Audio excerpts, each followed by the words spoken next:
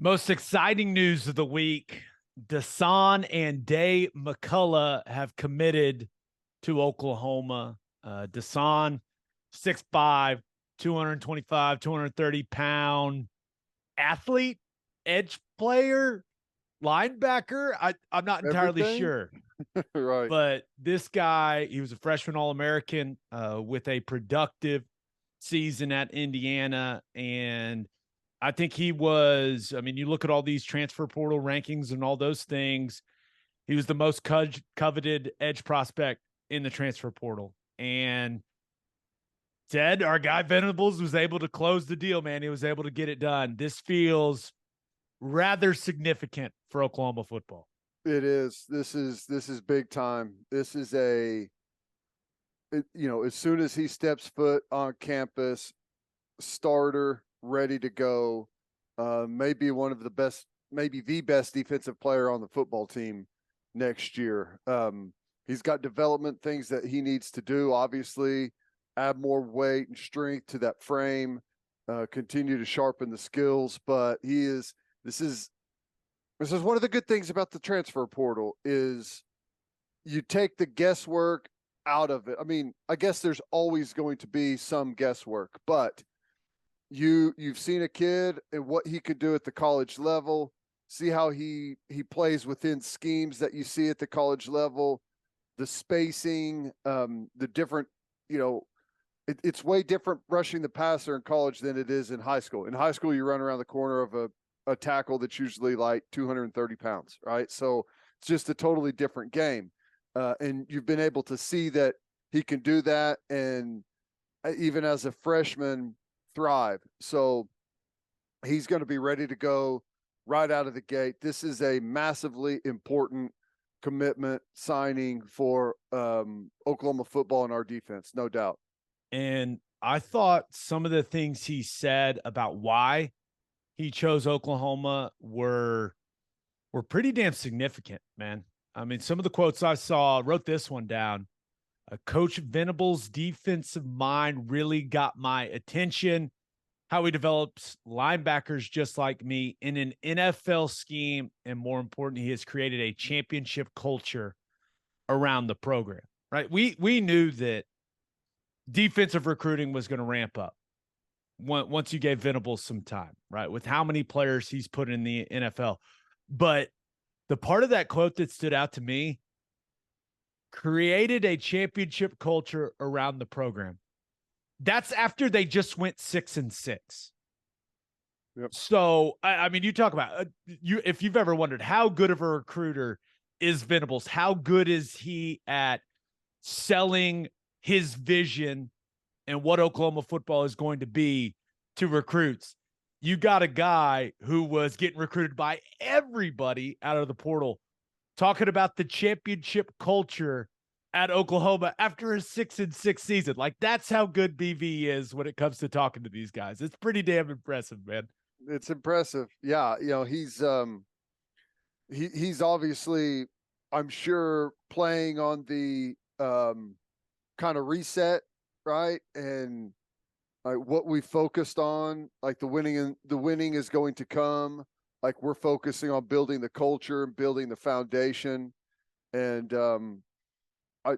I believe in that. I believe in the championship culture. And it's easy whenever you've got Isaiah Simmons, who looks just like this kid, and you can show him all the different ways that you used him and how exciting that is, and being able to use that as a recruiting pitch. So yeah, that it's big time to be able to land, this recruiting class and some of these transfer guys after a 6-6 season. It's impressive for sure.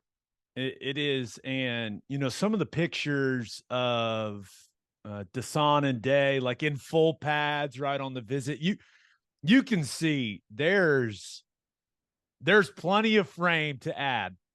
I mean, there's plenty. He's got the frame that you can add weight, muscle, like whatever. I'm so interested to see what position they focus on with him. And I know that kind of in your dream world, Instead, he could just be like a chess piece that you put at all kinds of spots. But with how complicated things are, where do you think they'll start him off? Because you would assume Venables would want him to get comfortable at one position before he really expands that role for him. Yeah. Well, what I envision, and I talked to Coach Venables about him briefly back before this is I don't even think transfer. It was a while back, and right. What I envision is, right. So here's the thing with the cheetah position, because of the way the defense adjusts, the cheetah position, just depending on what formation you get, can be a linebacker in the core. It can be a backer in the slot. It can be a deep third safety. It could be an edge rusher.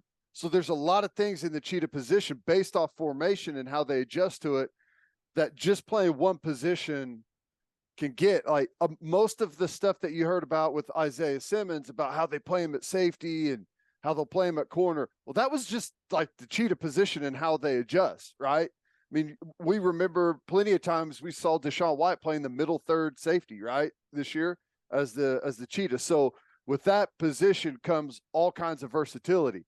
So what I would expect is that he's the cheetah, and then if you want to go like a straight 4-man rush on third down, he would bump in as an edge, and you bring in a specialized third and long cheetah. That's what I would envision. Yeah, I do wonder, and I know that the 2023 season is a ways off. I understand that, but I do wonder with him now being in the mix, what does that mean for where they play Kanik? What's that mean for Stutzman? Like, how are those pieces all going to fit together? Because I know this about Venables. He's going to get his best guys on the field. Now he's going to get his best guys on the field that he trusts to make all the proper adjustments and to play, gap sound and technically sound football. But now you've got some serious talent, right? So some talent when you look at just what's going to be in that linebacker room, because remember that cheetah position is lumped into that linebacker room. So yeah, it's exciting to think about how all of that could fit together. Yeah. It is interesting. I think and I think they'll probably still bring in maybe a guy or two at inside backer through the portal if they can, and add some depth and competition to that spot. I think that, we've seen Kanik play inside backer. I think he played Mike a handful of times throughout the season. So all of those guys are going to be trained there. So I imagine that Kanik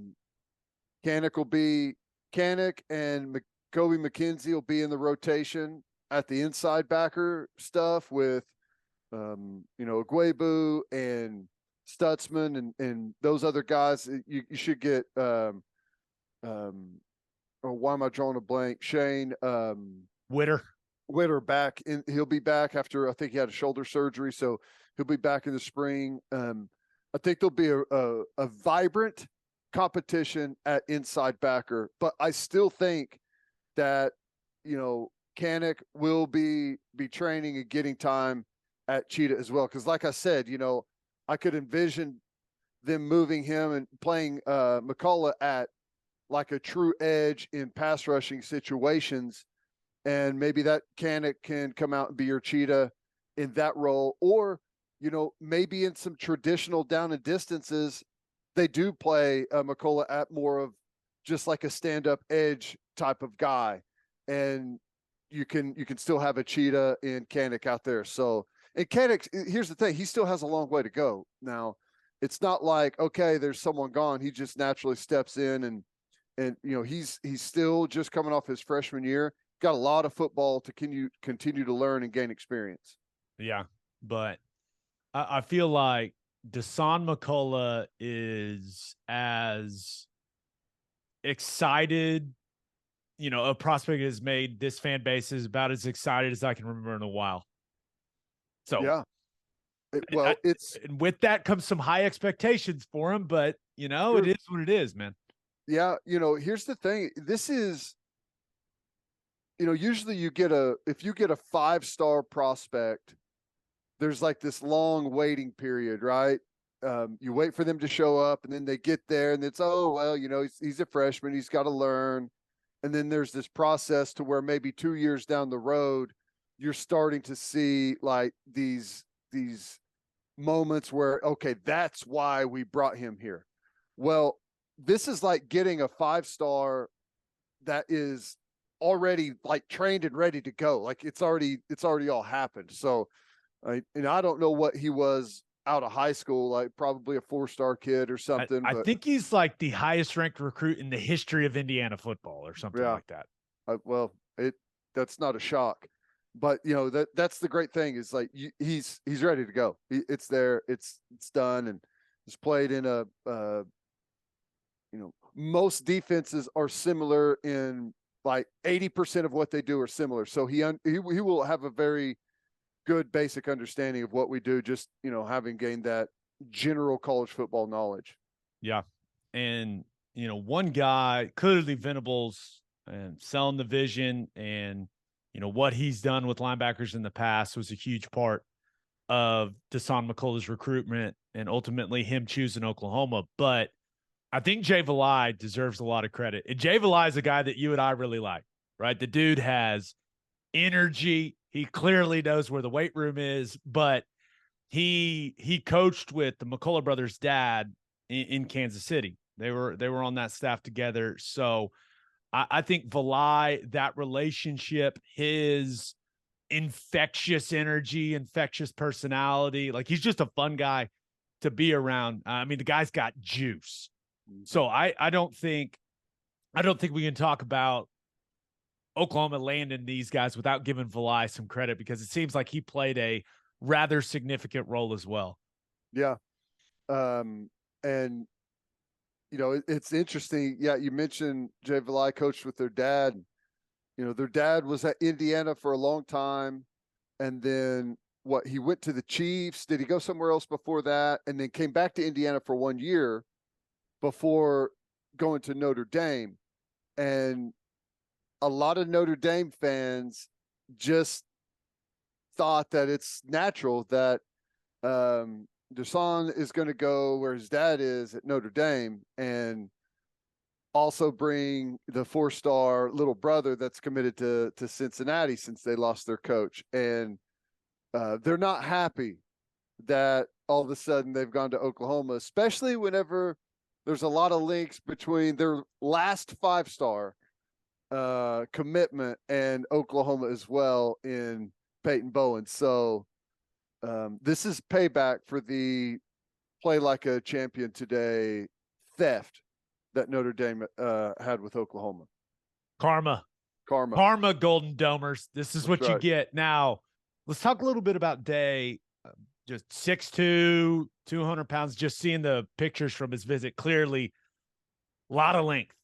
Right now, there's no doubt Jerry Schmidt is going to have, when he gets on campus, Jerry Schmidt is going to have this guy eating a lot and lifting a lot. There's no doubt about it. But I know most of the excitement's about his brother, and I completely understand that. But I'm certainly interested in how this guy is going to develop, right? Because he's got the frame, he's got the length you want in a defensive back, and you just look at his brother and you're like, okay, can he get to a similar weight to what he's at right now? And maybe he ends up as a cheetah or as, maybe more of a true nickel. Like it's going to be interesting to see how he develops and ultimately where he ends up. But love what he said about the coaches, quote, blew him away their knowledge of the game. So that is, that's always good to hear. But yeah, while all the attention's on Dasan, I'm certainly interested in to see where Daeh ends up. I agree. And we're starting to get a really talented safety room that's got a lot of size in there. Daeh's 6'2". there's talks of perhaps getting Peyton Bowen in there. We saw Robert Spears Jennings doing some things. Key Lawrence has some nice size to him. Billy Bowman's not the biggest guy, but right. he makes up for the lack of height with explosiveness and like being dynamic. You know what I mean? Like that's right. And it's really exciting. Makari Vickers is coming in is a stud. So that safety room there's some talent in there, and they need to first of all finish the season off right, and then big off season for that room. Yeah, no doubt.